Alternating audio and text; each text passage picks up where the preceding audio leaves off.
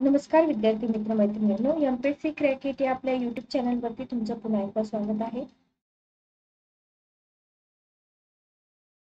आपण जी lecture series start केली होती इंडियन पॉलिटी एम लक्ष्मीकांत सरांच्या बुकमधून, तर मूलभूत हक्क हा टॉपिक आपण स्टार्ट केलेला होता.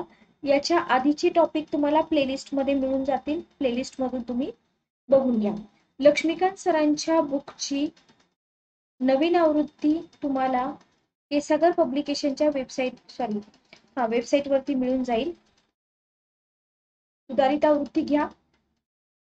पूर्व प्लस मुख्य दोन्ही परीक्षांसाठी तुम्हाला ती उपयोगी पडणार आहे. ठीक आहे.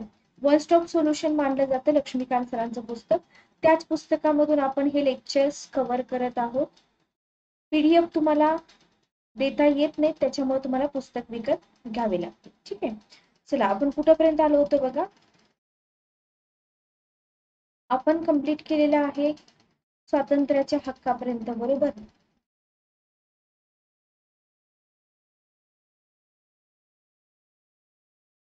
सहा हक्कांचं संरक्षण आपण बघितलं होतं. याच्यानंतर आपण बघणार आहोत कलम 19. कलम 19 मध्ये उल्लेख केलेल्या कारणांसाठीच राज्य काय करतं, या सहा हक्कांच्या उपभोगावरती वाजवी बंधनं घालू शकतं, इतर कोणत्याही कारणासाठी नाही. म्हणजे कलम 19 मध्ये जी काही कारण दिलेली आहेत, फक्त त्याच कारणासाठी राज्य सहा हक्कांच्या उपभोगावरती वाजवी बंधन घालू शकतं. आता याच्यामधले एक एक हक्क आपण बघूया. भाषण आणि अभिव्यक्ती स्वातंत्र्य आहे. तर इथं बघा, भाषण आणि अभिव्यक्ती स्वातंत्र्यामध्ये तुम्हाला, जर तुम्ही कंबाईनचे पेपर काढून बघितले तर कंबाईनच्या पेपरमध्ये तुम्हाला क्वेश्चन आयोगाने विचारलेले आहेत. ठीक आहे. तर लास्ट लेक्चर जे झालं होतं त्याच्यामध्ये मी तुम्हाला हे भाषण आणि अभिव्यक्ती स्वातंत्र्य सगळं एक्सप्लेन केलं होतं. ठीक आहे. आणि इथं आपण वाजवी बंधनं राज्य कशा प्रकारे घालू शकतं ते पण आपण बघितलेलं होतं. Okay, clear. याच्यानंतर आपण बघत आहोत आता शांततापूर्वक निशस्त्र सभा भरविण्याचा हक्क. शांततापूर्वक निशस्त्र सभा भरविण्याचा हक्क.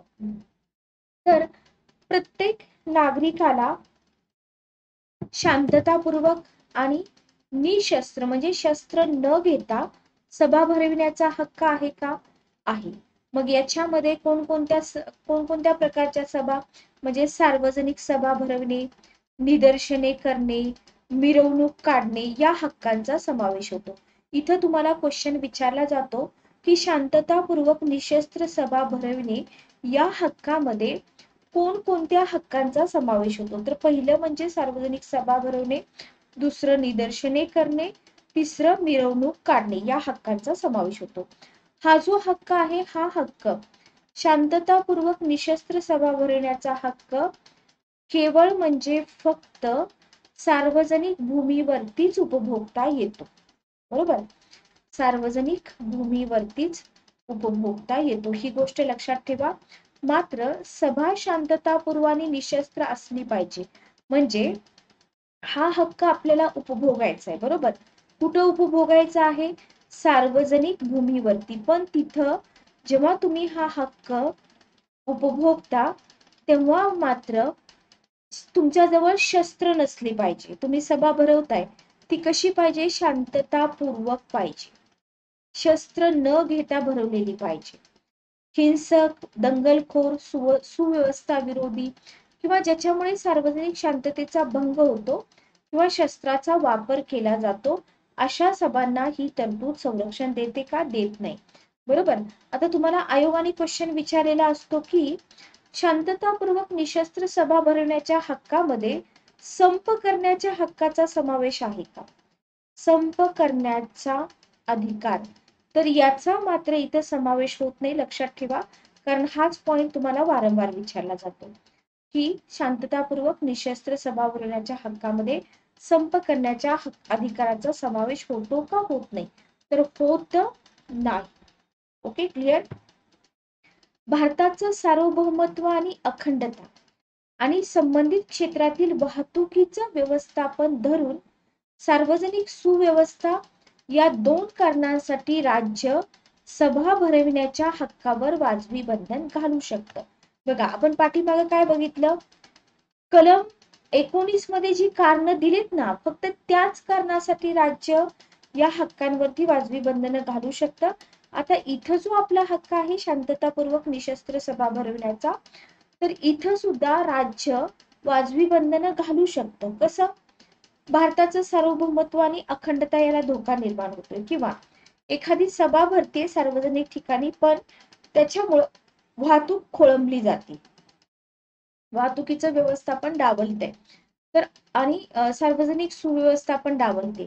या दोन कारणांसाठी राज्य सभा भरण्याच्या हक्कावर वाजवी बंधन घालू शकतं. म्हणजे तुम्ही सभा भरवा, पण तिथं भारताचं सार्वभौमत्व अखंडता याला धोका नाही निर्माण झाला पाहिजे, वाहतुकीचं व्यवस्थापन झालं पाहिजे आणि सार्वजनिक सुव्यवस्था तिथं राखली गेली पाहिजे. ठीक आहे, या दोन कारणासाठी राज्य सभा भरवण्याच्या हक्कावरती वाजवी बंधन घालू शकतं. क्लिअर? तर याच्यामध्ये क्वेश्चन काय काय येणार तुम्हाला, तुम्हाला पहिला क्वेश्चन येतो की या हक्कामध्ये कोणकोणते हक्क समाविष्ट आहेत. पहिला ऑप्शन असतो सार्वजनिक सभा भरवणे, दुसरा असतो निदर्शने करणे, तिसरा असतो मिरवणूक काढणे, चौथा असतो संप करण्याचा अधिकार. पण संप करण्याचा अधिकार शांततापूर्वक निशस्त्र सभा भरवण्याच्या हक्कामध्ये येत नाही, हे व्यवस्थित लक्षात ठेवा. याच्यानंतर आहे संस्था आणि संघटना स्थापन करण्याचं स्वातंत्र्य. तर बघा, सगळ्या नागरिकांना संस्था, संघटना, सहकारी संस्था स्थापन करण्याचा हक्क आहे का? आहे. मग याच्यामध्ये राजकीय पक्ष, कंपनी, भागीदारी संस्था, फक्त संस्था, मंडळ असेल, संघटना असेल, कामगार संघटना असेल आणि इतर कोणतीही संस्था यांचा समावेश होतो. पहिली गोष्ट तर कोणाकुणाचा समावेश होतो, राजकीय पक्षांचा समावेश होतो, कंपनीचा समावेश होतो, भागीदारी संस्थांचा होतो, मंडळांचा होतो, संघटनांचा होतो, कामगार संघटनांचा होतो. आणि याच्यामध्ये संस्था किंवा संघटना केवळ स्थापन करणे नव्हे, म्हणजे हा जो हक्क आहे संस्था आणि संघटना स्थापन करण्याचा हक्क, तर हा हक्क एवढाच मर्यादित आहे का? तर नाही. संस्था संघटना स्थापन केलेली आहे तिच्याशी संबंध ठेवणे हा सुद्धा हक्क याच्यामध्ये इन्क्लूड आहे. संस्था किंवा संघटना स्थापन करण्याचं जसं स्वातंत्र्य आहे, तसं न करण्याचं आणि त्याच्यामध्ये सहभागी न होण्याचा, म्हणजे सकारात्मक आणि नकारात्मक दोन्ही हक्क तुम्हाला इथं अंतर्भूत झालेले दिसून येतात. म्हणजे असं तुम्ही कुणावरती जबरदस्ती नाही करू शकत की तू ही संस्था किंवा संघटना स्थापन केलीच पाहिजे, किंवा तू या संस्थेमध्ये किंवा संघटनेमध्ये सहभागी झालंच पाहिजे. Okay, clear? तर तुम्ही म्हणू शकता की हे जे कलम 19 द्वारे मिळालेलं स्वातंत्र्य आहे हे सकारात्मक पण आहे आणि नकारात्मक सुद्धा आहे. आता इथं पण राज्य काही बंधनं घालू शकतं या स्वातंत्र्यावरती. कशा प्रकारे? भारताचं सार्वभौमत्व आणि अखंडता, तुम्हाला हे जे 19 मधले 6 हक्क आहेत ना, त्या 6 हक्कांना कोणत्या प्रकारचे बंधनं येतात हे व्यवस्थित करावं लागतं. कुठं सार्वभौमत्व, अखंडता याच्यामुळे बंधनं पडतात हे तुम्हाला लक्षात ठेवावं लागतं. आता इथं तुम्ही संस्था संघटना स्थापन करताय, पण भारताच्या सार्वभौमत्वाला, भारताच्या अखंडतेला, सार्वजनिक सुव्यवस्थेला आणि नैतिकता या कारणासाठी राज्य या अधिकारावर वाजवी बंधनं घालू शकतं. Okay, clear? तर इथं नैतिकता हा शब्द आलाय हे लक्षात ठेवा. पाठीमागचं हक्क आपण बघितला होता, इथं वाहतुकीचं व्यवस्थापन शब्द आलाय.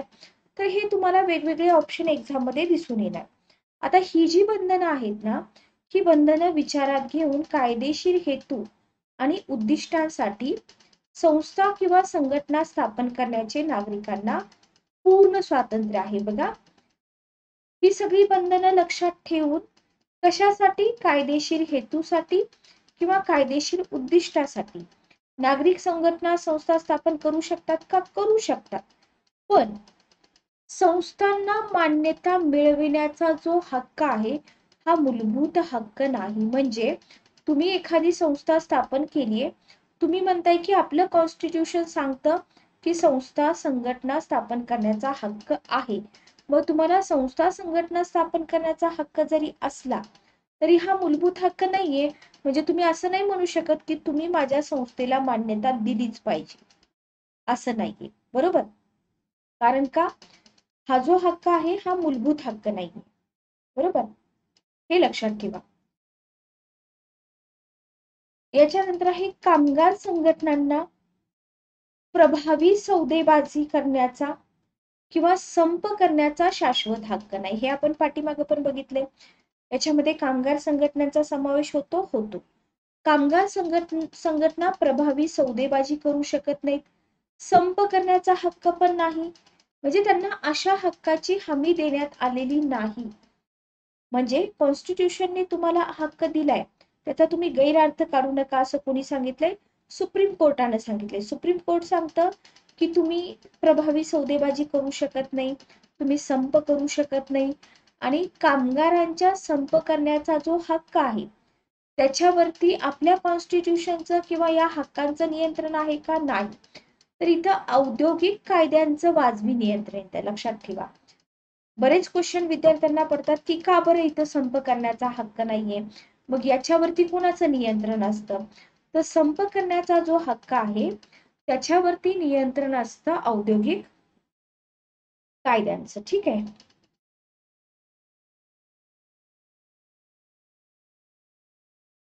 त्याच्यानंतर पुढचं स्वातंत्र्य आहे भारतीय प्रदेशात मुक्त संचार करण्याचं स्वातंत्र्य.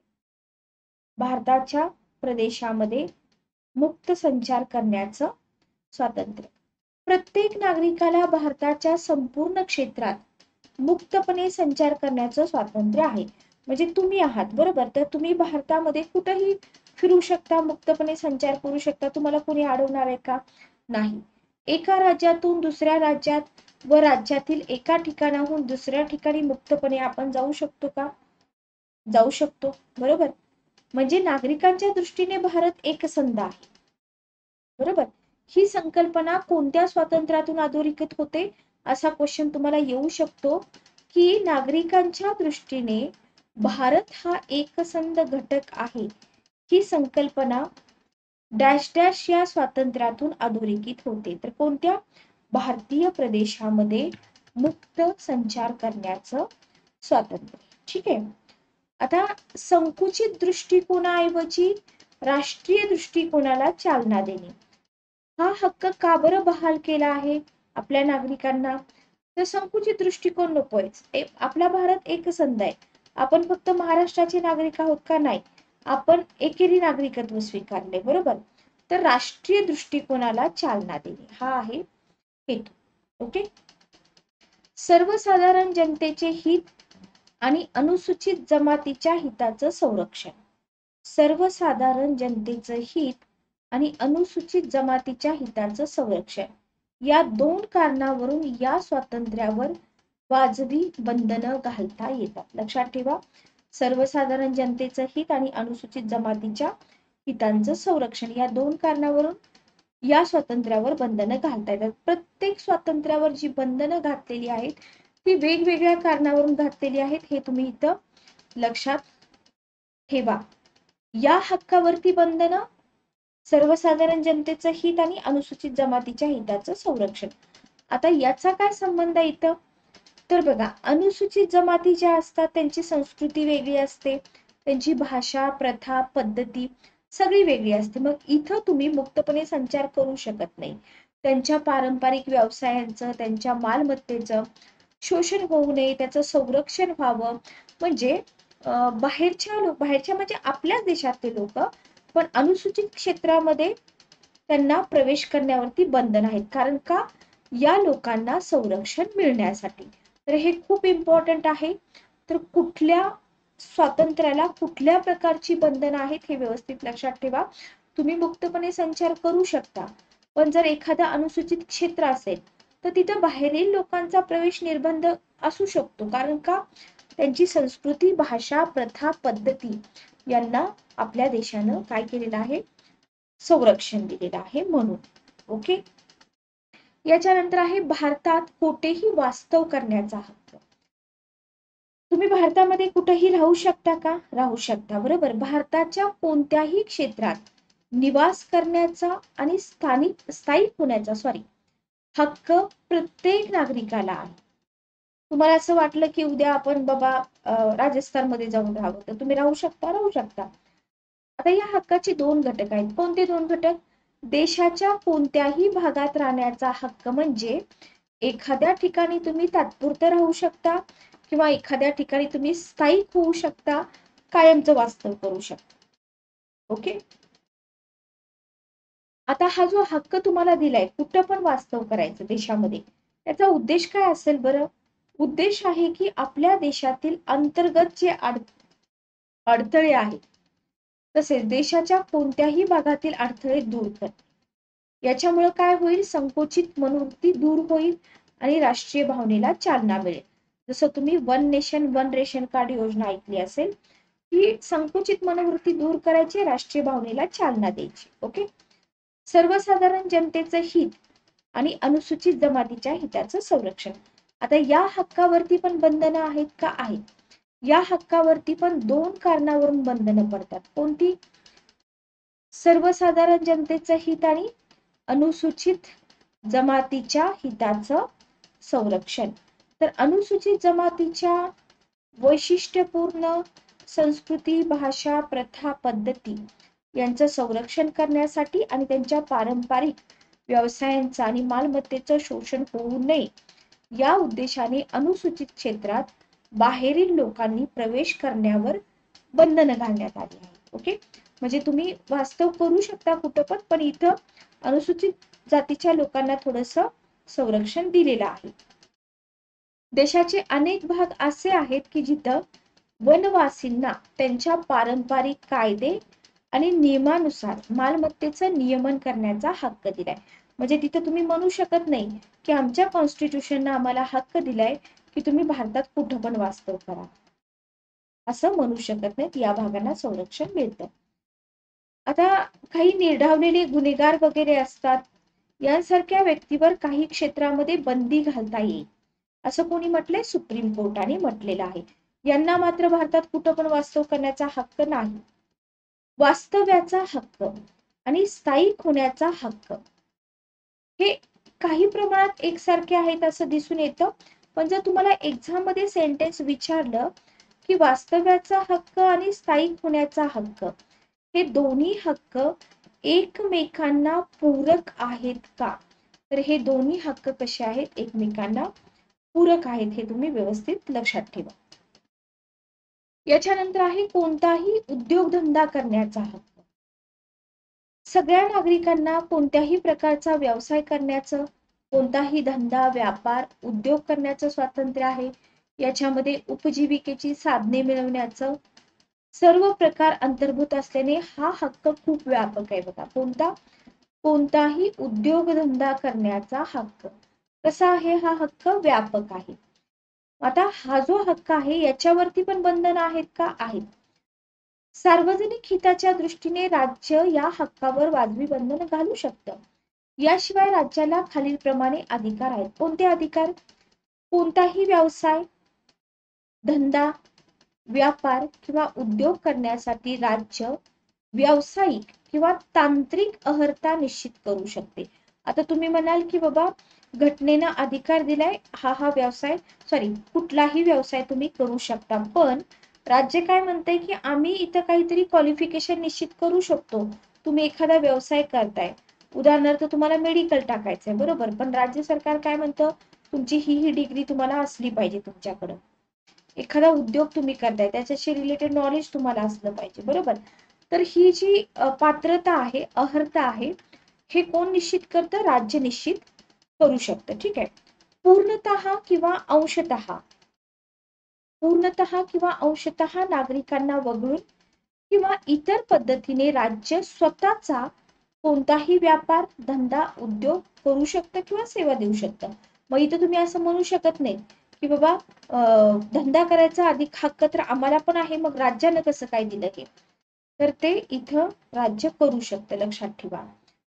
जर राज्याने काही किंवा सगळ्याच नागरिकांना वगळून पूर्णतः किंवा अंशतः मक्तेदारी असलेला व्यापार, धंदा, उद्योग, सेवा व्यवसाय केला किंवा नागरिकांशी स्पर्धा केली तर त्याच्या बाबतीत नागरिक हरकत घेऊ शकतात का? नाही घेऊ शकत. कारण का?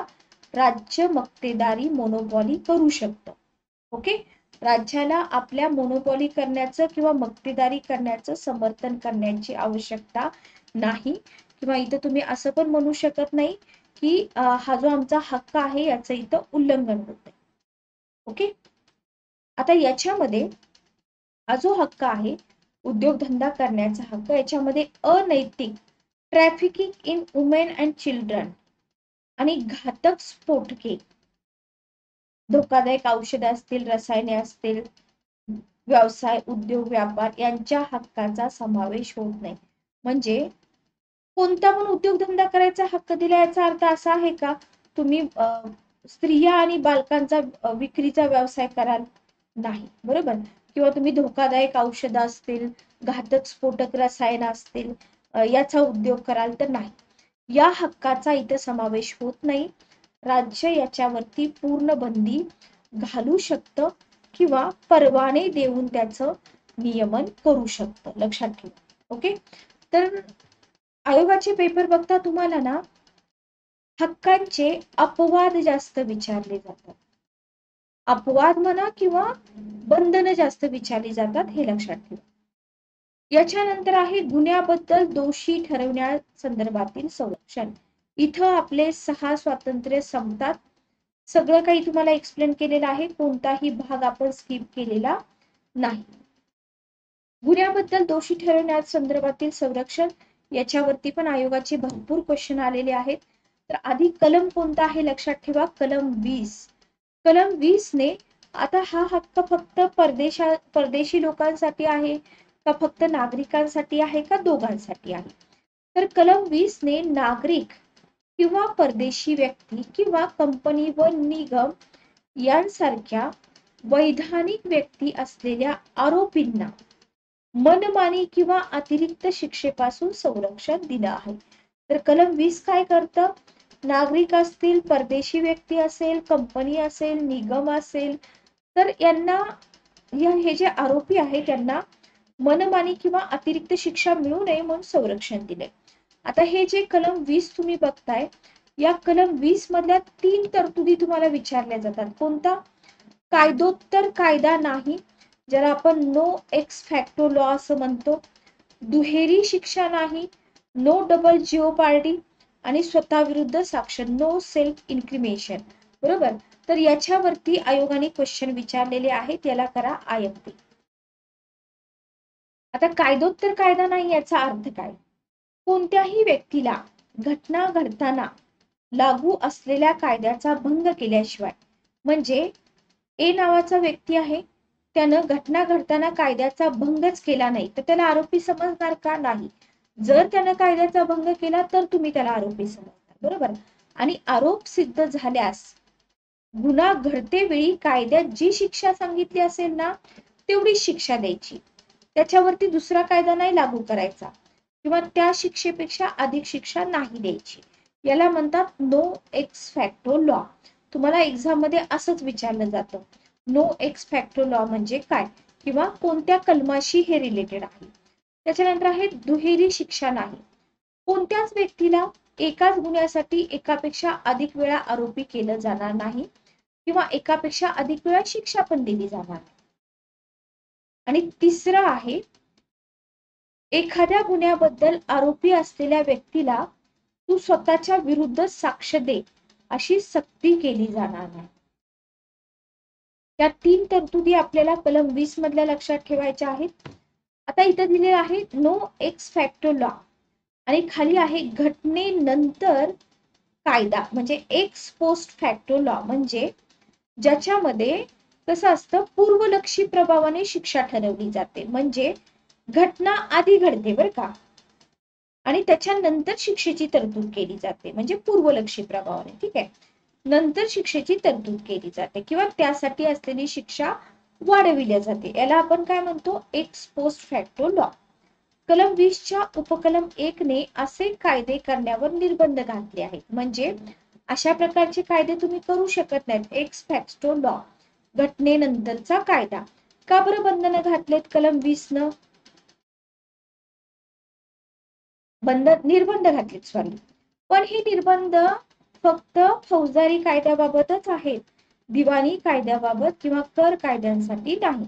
कर कायद्यांसाठी पूर्वलक्षी प्रभावाने शिक्षा ठरवली जाऊ शकते, दिवाणी कायद्यांसाठी पण पूर्वलक्षी प्रभावाने शिक्षा ठरवली जाऊ शकते, पण फौजदारी कायद्यासाठी पूर्वलक्षी प्रभावाने शिक्षा लागू होत नाही, लक्षात ठेवा. म्हणजे दिवाणी उत्तरदायित्व पूर्वलक्षी प्रभावाने लादता येतं, कर पण पूर्वलक्षी प्रभावाने लागू करता येतात, हे सेंटेन्स आयोगाने विचारलेलं आहे. शिवाय घटनेनंतरच्या कायद्याने गुन्हा सिद्ध करणे, शिक्षा करणे यावर निर्बंध घातलेले आहेत. एक्स पोस्ट फॅक्टो याच्यावरती निर्बंध घातलेत. खटला चालवण्याबाबत निर्बंध नाहीयेत, फक्त गुन्हा सिद्ध करणे, शिक्षा करणे याच्यावरती निर्बंध आहे. शेवटी प्रतिबंधात्मक स्थानबद्धता किंवा व्यक्तीकडून अनामत मागण्याबाबत या तरतुदीखाली संरक्षण घेता येत नाही. म्हणजे हे जे कलम आहे ना, इथं तुम्ही प्रतिबंधात्मक स्थानबद्धता आणि व्यक्तीकडून अनामत रक्कम मागण्याबाबत सूट नाही घेऊ शकत, बरोबर. तर हे झालं कलम 20. त्याच्यानंतर आहे न्यायालयासमोर किंवा एखादं न्यायाधिकरण आहे, तर तिथं असलेल्या खटल्यांबाबत दुहेरी संरक्षण घेता येतं का घेता येत नाही हे लक्षात ठेवा. विभागीय किंवा प्रशासनिक प्राधिकरणासमोर जे खटले असतात तिथं मात्र संरक्षण मिळत नाही. कारण का? सिंपल आहे ना, जिथं जे प्राधिकरण न्यायालयासारखी नसतात तिथं हे संरक्षण मिळेल का? नाही मिळणार. आता हे न्यायाधिकरण आणि न्यायालय ही न्यायालयच आहेत, बरोबर. पण प्रशासनिक प्राधिकरण म्हटलं इथं न्यायालयाचं स्वरूप नसतं, त्याच्यामुळे इथं संरक्षण मिळणार नाही दुहेरी शिक्षेपासून. पण इथं मिळेल. दुहेरी शिक्षेपासून संरक्षण म्हणजे नो डबल जिओपार्डी, बरोबर. एकाच कायद्यासाठी तुम्हाला डबल शिक्षा मिळणार नाही. स्वतः विरुद्ध साक्ष न देणं हे संरक्षण तोंडी आणि लेखी दोन्ही पुराव्यांबाबत. म्हणजे स्वतः विरुद्ध तुम्ही तोंडी पण साक्ष देऊ नका, लेखी पण देऊ नका. पण पुढील बाबूंना लागू नाही. म्हणजे एखादा आरोपी आहे, बरोबर आहे, ए नावाचा आरोपी आहे, स्वतः विरुद्ध साक्ष द्यायची याच्यावरती ठोस तुम्ही करू शकत नाही, पण या ए ला तुम्ही त्याच्या वस्तू सादर करण्याची सक्ती करू शकता, अंगठ्याचा ठसा घेऊ शकता, त्याची सिग्नेचर घेऊ शकता, रक्ताचा नमुना देण्याची सक्ती करू शकता, बरोबर. तर हे सगळं इथे येणार आहे. फक्त तोंडी आणि लेखी काही पुरावा कंपल्सरी इथं द्या, असं कंपल्शन आपण त्यांच्यावरती घालू शकत नाही. ओके.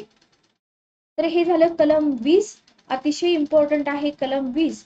कलम 20 नंतर आहे कलम 21. पण कलम 21 खूप मोठा आहे.